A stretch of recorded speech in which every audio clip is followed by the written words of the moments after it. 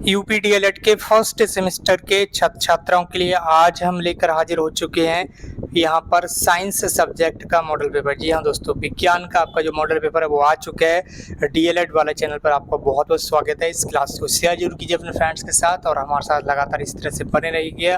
सबसे पहले यहाँ पर आपको देखने के लिए मिलेंगे ऑब्जेक्टिव क्वेश्चन, उसके बाद very short answer type question, उसके बाद आपके शॉर्ट आंसर टाइप क्वेश्चन भी आपको देखने के लिए मिल जाएंगे। सबसे पहला प्रश्न आपके सामने स्क्रीन पर है, निम्नलिखित में से ऊर्ध्वपातन पदार्थ नहीं है। यहाँ पर आपको ध्यान रखना, आपसे ये पूछा जा रहा है कि इनमें से कौन सा पदार्थ है जो ऊर्ध्वपातन गुण प्रदर्शित नहीं करता है। ठीक है, तो यहाँ पर क्या बताना आपको, नमक। ऑप्शन ए आपका राइट आंसर हो जाएगा। राइट आंसर क्या हो जाएगा आपका, ऑप्शन ए। ठीक है, तो प्रश्न संख्या 1 का राइट आंसर हो जाएगा आपका ऑप्शन ए, नमक जो है इसमें ऊर्ध्वपातन पदार्थ जो है वो नहीं है। ठीक है, बाकी अगर आपसे पूछा है कि ऊर्ध्वपातन पदार्थों के नाम बताइए तो आयोडीन, नौसदार और कपूर ये ऊर्ध्वपातन पदार्थ होते हैं। अगला प्रश्न आपके सामने स्क्रीन पर है, मानव शरीर में पाई जाने वाली पाचक ग्रंथियां कौन सी हैं? तो आपको बताना होगा यकृत, अग्न्याशय है और लार ग्रंथि। ये तीनों ही क्या है, मानव शरीर में पाई जाने वाली पाचक ग्रंथि हैं। तो तीनों के लिए आप ऑप्शन लगाइएगा, ऑप्शन डी, उपर्युक्त सभी जो है प्रश्न 2 का राइट आंसर हो जाएगा, उपर्युक्त सभी।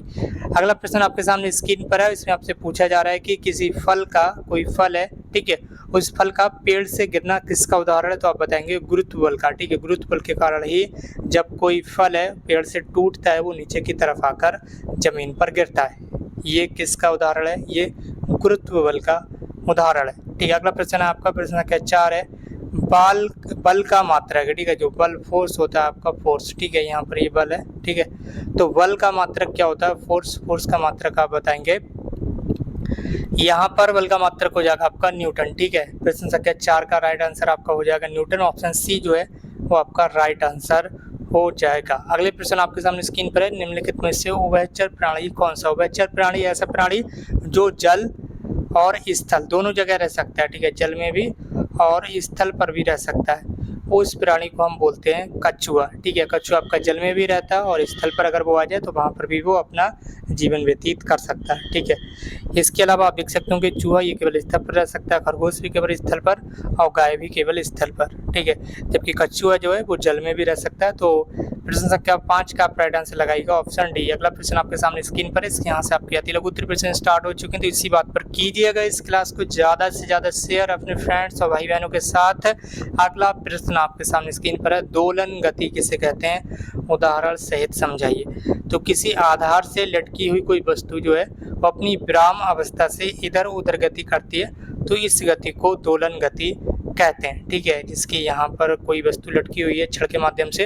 अब यहाँ पर क्या है, ठीक है, यहाँ पर क्या है, ये जो वस्तु है ये, ठीक है, ये इधर गति करेगी और इधर गति करेगी, तो इसको हम कहेंगे दोलन गति। ठीक है, अगला प्रश्न आपके सामने स्क्रीन पर है, उससे पहले ध्यान दीजिएगा, दीवार घड़ी में हिलता हुआ जो पेंडुलम है वो दोलन गति का ही उदाहरण होता है। ठीक है, दीवार की घड़ी में जो पेंडुलम हिलता है ना, ठीक है, वो है दोलन गति का एक एग्जाम्पल। अगला प्रश्न है, सजीव और निर्जीव के बीच की कड़ी किसे कहा जाता है? तो ये जो वायरस होता है, वायरस, ठीक है, वायरस का नाम आपने काफ़ी ज़्यादा सुना।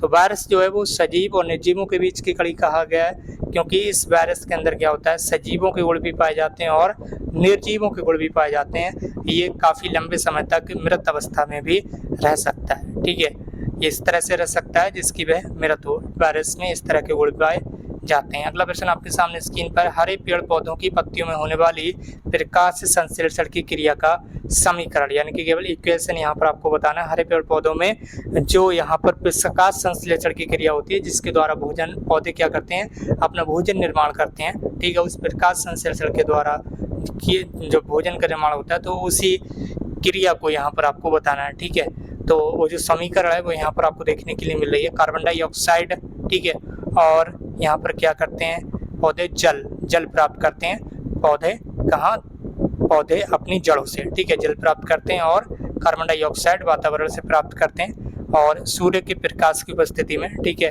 हरित लवक की सहायता से क्या करते हैं, ये ग्लूकोज का निर्माण कर लेते हैं, यानी कि अपने भोजन का निर्माण कर लेते हैं। ठीक है, और इसमें क्या होता है, जो ऑक्सीजन है ये पूरी तरह से मुक्त होती है। ठीक है, तो इसका जो समीकरण है वो यहाँ पर आप देख पा रहे होंगे।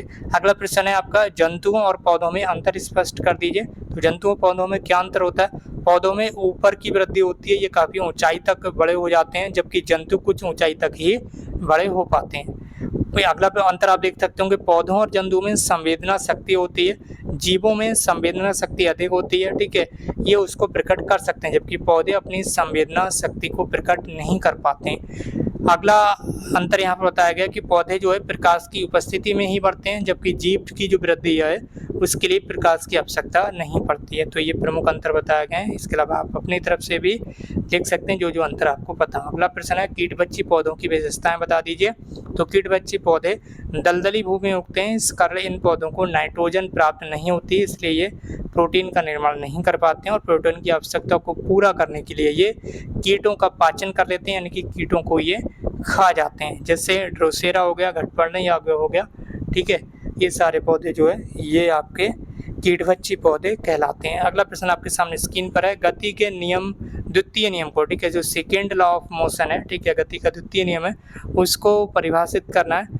तो क्या है गति का द्वितीय नियम? किसी वस्तु पर बाहर से लगाया गया जो बल है उसे वस्तु के द्रव्यमान, ठीक है, उस वस्तु जो है उस वस्तु के द्रव्यमान और उस वस्तु के बल की दिशा में उत्पन्न जो त्वरण है उसके गुणनफल के बराबर होता है। यानी कि ये जो बल है, ठीक है, इस वस्तु के द्रव्यमान m और बल की दिशा में जो त्वरण उत्पन्न होता है एक्सीलरेशन, ठीक है, तो द्रव्यमान और त्वरण के गुणनफल के बराबर होता है क्या? बल। ठीक, यहाँ बताया गया कि जो बल है वो द्रव्यमान और त्वरण के गुणनफल के बराबर होता है। अब यहाँ से लघु उत्तरीय प्रश्न स्टार्ट हो चुके हैं, तो इस क्लास को शेयर करते रहिएगा अपने फ्रेंड्स और भाई बहनों के साथ, ताकि और भी भाई बहन यहाँ पर जुड़ सके। अगला प्रश्न है, ऊर्जा के नवीकरणीय और अनवीकरणीय स्रोतों से आप क्या समझते हैं, उदाहरण देकर बताइए। तो ऐसे ऊर्जा स्रोत जिनका भंडार सीमित मात्रा में है और ये स्रोत समय के साथ साथ समाप्त हो जाते हैं, उन्हें अनवीकरणीय ऊर्जा स्रोत कहते हैं, जैसे कि कोयला हो गया, पेट्रोलियम हो गया और प्राकृतिक गैस हो गया, ठीक है।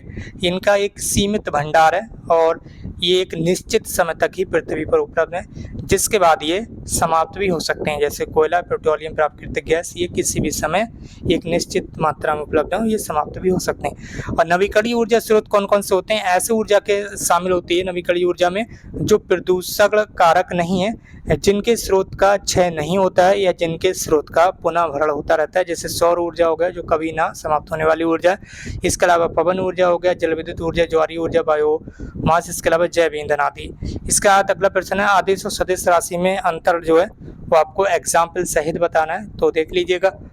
सबसे पहले आदेश राशि के बारे में बताया गया, इसमें केवल परिमाण होता है परंतु दिशा नहीं होती है, जैसे कि आपका चाल हो गया, ठीक है, इसमें केवल परिमाण हो गया, इसमें कोई दिशा मालूम नहीं होगी। समय में भी कोई दिशा नहीं होती, तापमान में भी कोई डायरेक्शन यानी कि दिशा नहीं होती, केवल इसमें परिमाण होता है। तो ऐसे इसमें क्या होता है, ऐसी राशि जिनमें केवल परिमाण होता है परंतु दिशा नहीं होती उसे हम आदेश राशि कहते हैं। और सदिश राशि क्या होता है, इसमें परिमाण के साथ साथ दिशा का भी ज्ञान होता है, तो उन्हें हम सदिश राशियाँ कहते हैं, जैसे बलागुण हो गया, वेग हो गया, बल हो गया, ठीक है। बल किस दिशा में कार्य करेगा, कहीं ना कहीं किसी न किसी दिशा में कार्य करेगा और उसमें परिमाण भी होगा, तो बल और दिशा, ऐसी राशियां जिनमें बल और दिशा दोनों उपलब्ध होते हैं उन्हें हम सदिश राशियां कहते हैं। अगला प्रश्न आपके सामने स्क्रीन पर, निषेचन यानी कि फर्टिलाइजेशन को स्पष्ट करना है। तो बीजांड के भ्रूणकोश में प्रवेश करने के बाद प्रागनलिका का शीर्ष गल जाता है और इसमें उपस्थित नलिका केंद्रक भी लुप्त हो जाता है। दोनों नर युग्मक भ्रूणकोश के जीवद्रव्य मुक्त हो जाते हैं और इसमें से एक अंडकोशिका में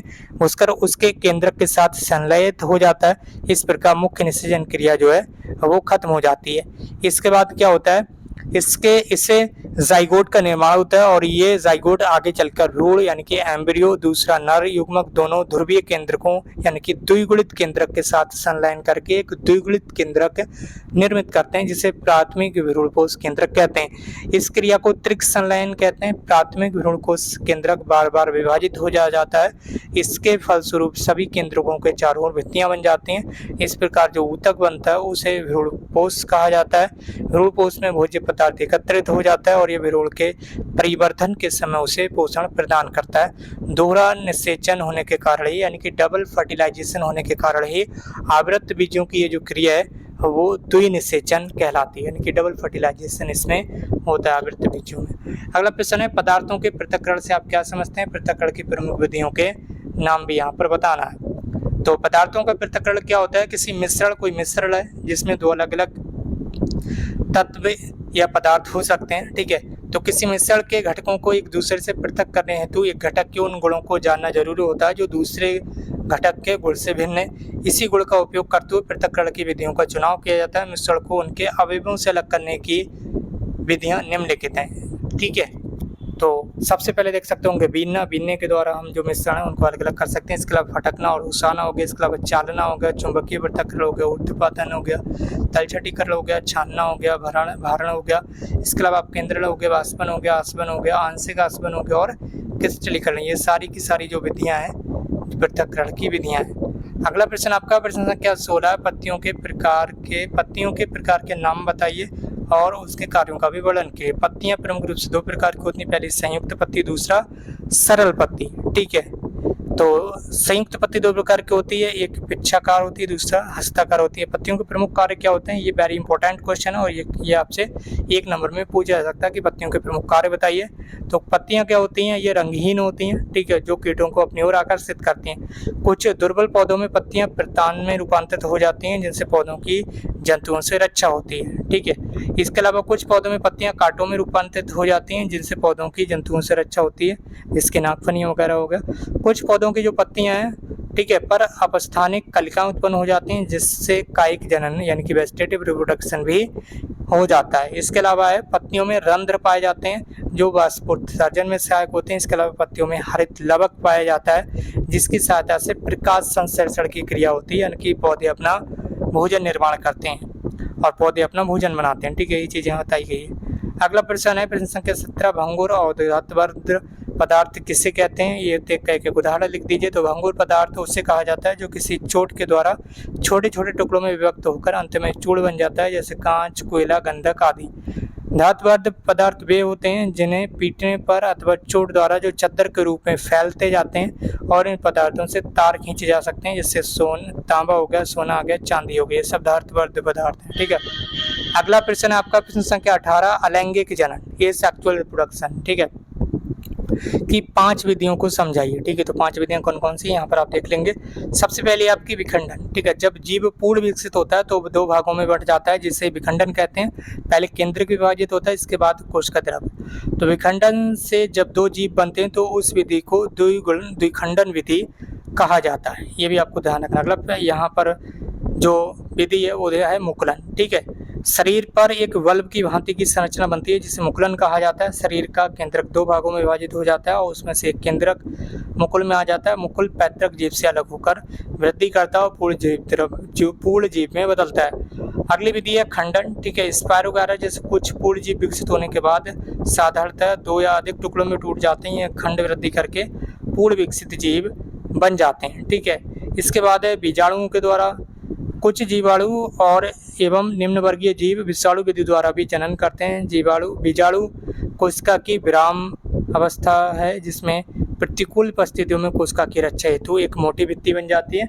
इसके बाद है कायिक प्रवर्धन। ठीक है, इस रिप्रोडक्शन में क्या होता है, वेजिटेटिव रिप्रोडक्शन इसे बोलते हैं। जब किसी कायिक अंग से प्रवर्धन होता है तो उसे कायिक प्रवर्धन कहते हैं। जैसे माली जो है वो गुलाब की एक टहनी गाड़ देता है, उससे गुलाब का पौधा बन जाता है, इसी को क्या कहा जाता है, वेजिटेटिव रिप्रोडक्शन। ठीक है, तो ये आपका 3rd पेपर था साइंस का, जिसका मॉडल पेपर हमने आपको यहाँ पर उपलब्ध कराया। इस क्लास को शेयर भी कीजिए अपने फ्रेंड्स के साथ और अगर आप चैनल पर नए हैं तो चैनल को सब्सक्राइब कर लीजिए। आज की इस क्लास को यहीं पर समाप्त करते हैं। हमसे जुड़ने के लिए बहुत बहुत धन्यवाद। Thank you so much for connecting.